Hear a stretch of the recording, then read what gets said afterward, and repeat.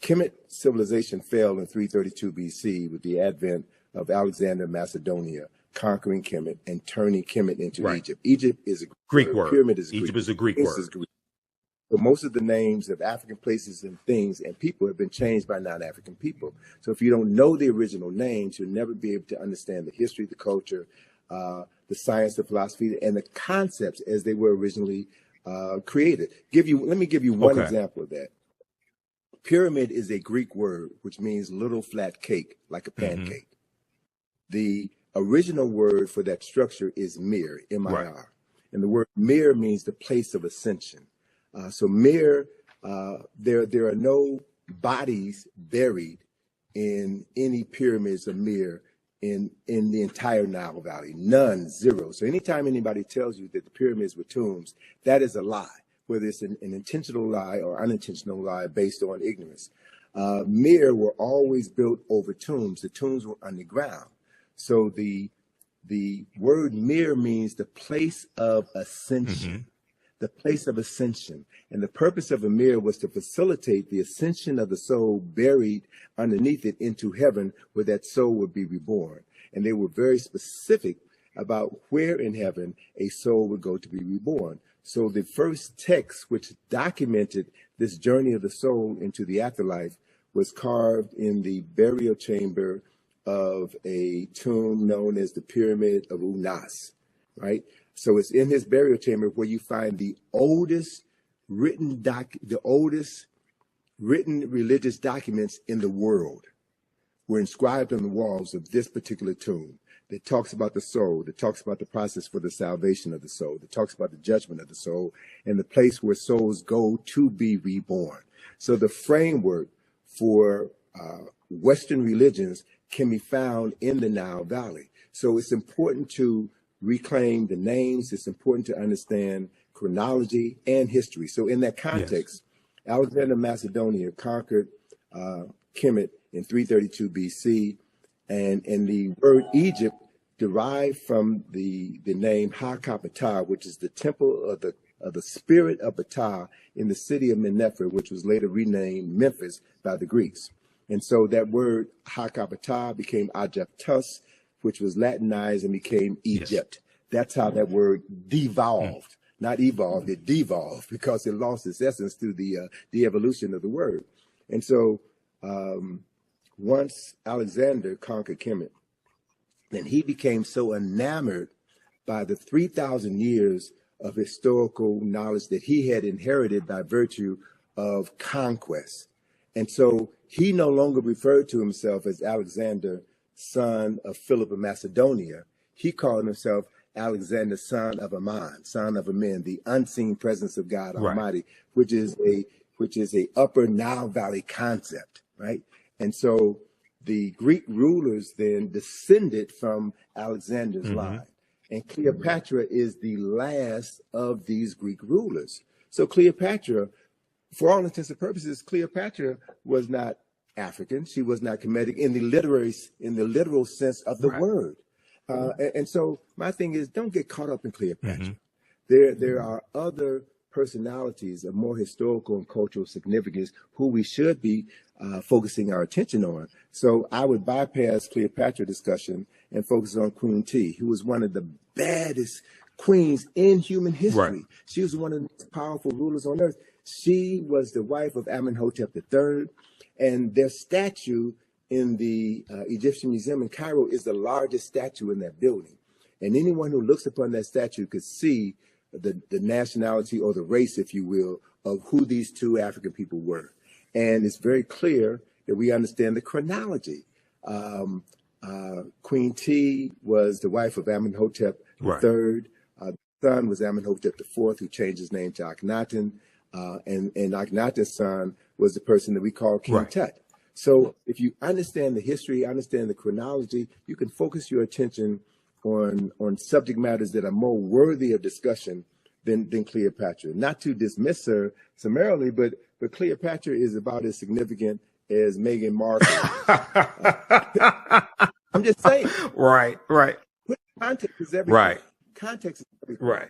So look at, and there, thank you for that image of Queen Tiye. Now, that's a very small image of Queen Tiye.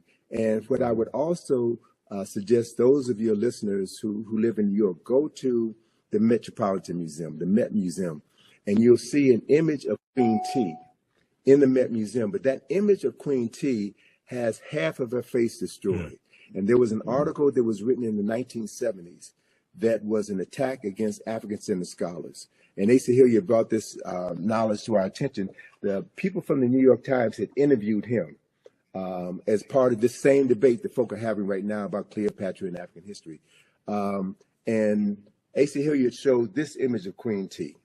And this image of Queen Tiye, I love it so much because it reminds me so much of my dear friend, Dr. Francis Chris Wilson, with the afro, the stern look, and a woman who was clearly in control of herself and her destiny.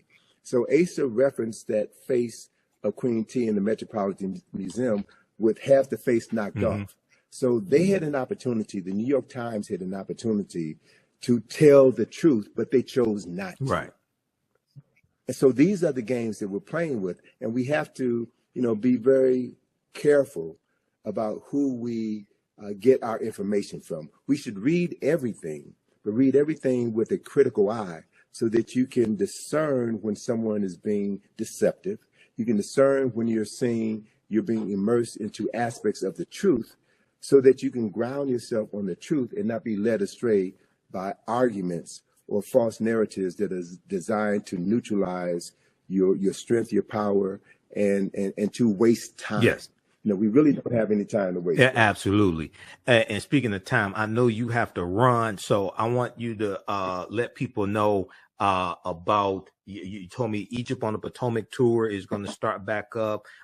Give people the website, and then family watching. As soon as we finish with Tony, I'll let you know about my online history classes I teach on Saturdays and Sundays, because we have a class today at 3 p.m. Eastern Standard Time. Go ahead, Tony. So through our company, IKG, we have been presenting this information for over 40 years. We've done numerous publications. We have numerous activities. One of our most significant activities is our Egypt on the Potomac field trip, which is something that I created in 1986. So Egypt on the Potomac is designed to show people the Egyptian presence, the Kemetic presence in Washington, D.C. Right. And I've done research. We've been doing this for well over 30 years, and no one has ever challenged me based on the information that we put forward to show that America's founding fathers chose examples from the Nile Valley, from Kush and Kemet, in order to establish the foundation for what has become the capital of the wealthiest, most powerful nation in human history. So that activity has been curtailed for the past 3 years because of COVID. But beginning on May the 6th, we will have our regular 3-hour bus field trip of Washington, D.C., where we will take you through various locations throughout the city, and explain the architectural, the symbolic, and the mythological elements of Nile Valley civilization, which have literally been hidden in plain sight. We connect the dots, and we empower people with the ability to see their history and use that history to transform their consciousness. So anyone can go to our website, ikg-info.com. We also have another project that we're going to be unveiling at the Thurgood Marshall Center, where we're based in D.C. It's the John Henry Clark Enhanced History Project. This project, we have 400 square feet of wall space where we're going to be using information inspired by the work of John Henry Clark to tell the story of people who've been written out of the respectable commentary of human history. And this project is my response to certain historical shortcomings in the National Museum of African American History and Culture, which is a phenomenal structure. The only issue that I have with it is that it begins our history in the basement, and it begins our history with slavery. Right.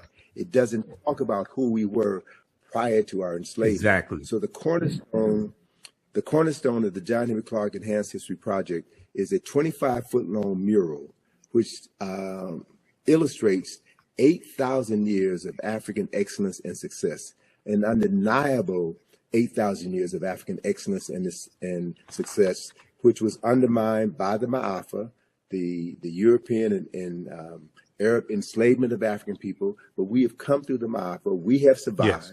And through the work that you're doing, through the work that others are doing, we are doing our best to bring forbidden knowledge into the community that needs the knowledge the most, so that they can transform their consciousness and create a world that is worthy of their children and their children's children's inheriting, based on accessing ancestral knowledge and recreating the genius that we were born with. So that's the process, man. And let me just, in closing, let me just share that my good colleague, Charles French, has a new book coming out next month. It's 10,000 years of Nile Valley history. Okay. 10,000 of Nile Valley history. So I'm really pleased to see that there's more scholars, more sisters and brothers who are doing the work and documenting a history that has been suppressed for so long. And all we have to do is read and study and create spaces within our home. Every home should have a library. Correct. Right? The parents in those homes should spend time reading with your children and having intelligent discussions about how to articulate that history.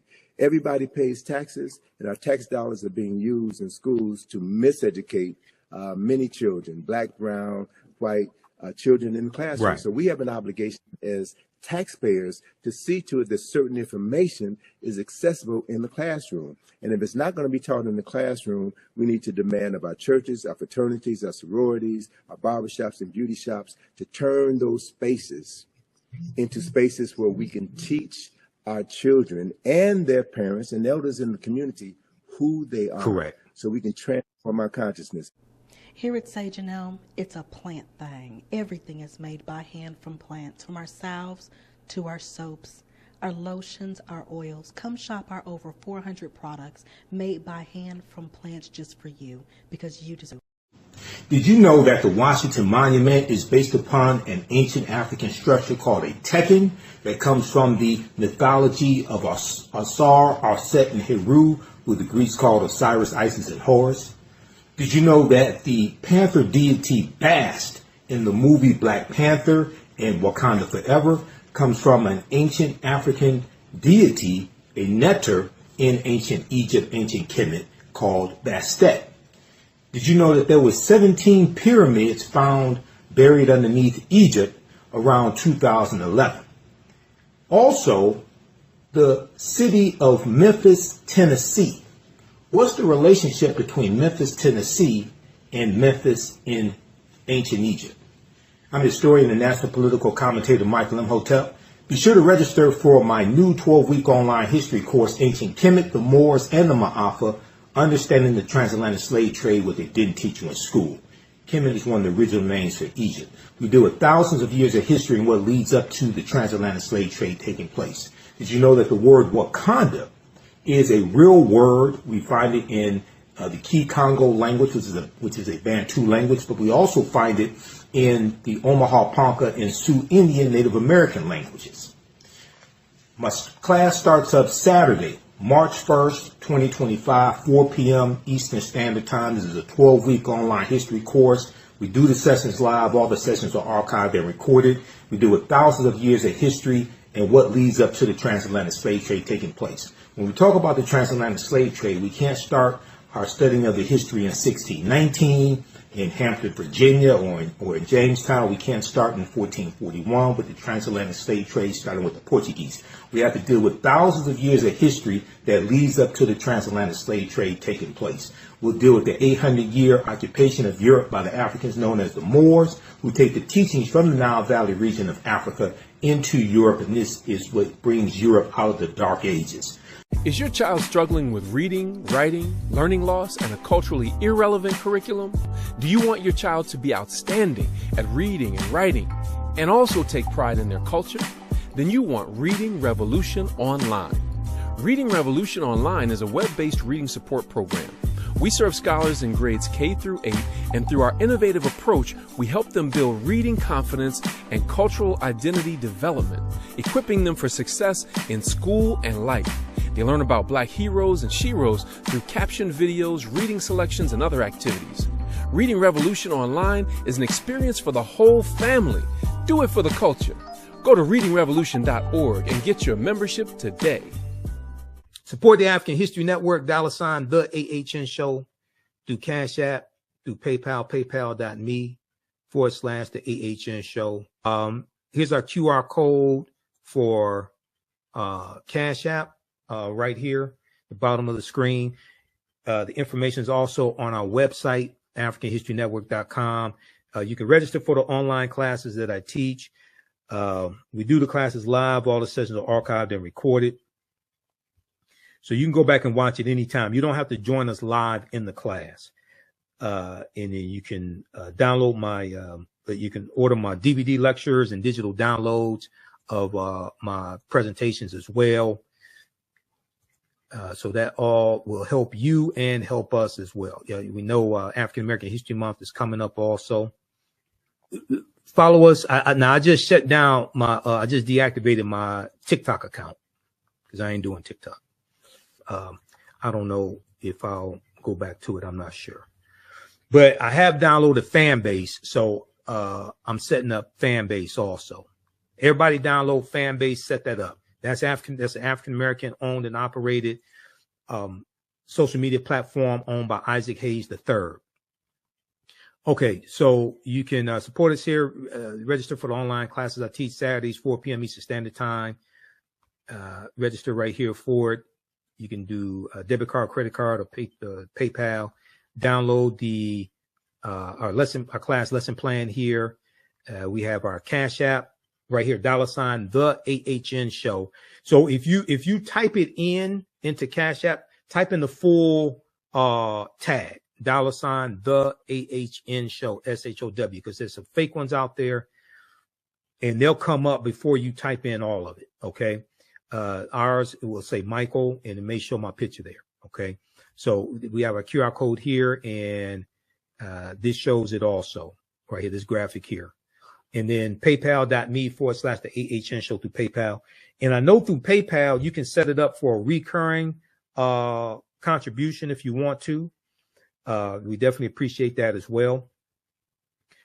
I can't remember if you can do that set up for a recurring contribution through Cash App. Okay. All right. Look, we have to get out of here. Hopefully you learned a lot today because this is a lot of work to put all this together. Hopefully you learned a lot today. Remember, at the African History Network, we focus on educating, empowering, and inspiring people of African descent throughout the diaspora and around the world. Because right now it's corrects wrong behavior. It's not over till we win. Wakanda forever. And we'll talk to you next. Here at Sage and Elm, it's a plant thing. Everything is made by hand from plants, from our salves to our soaps, our lotions, our oils. Come shop our over 400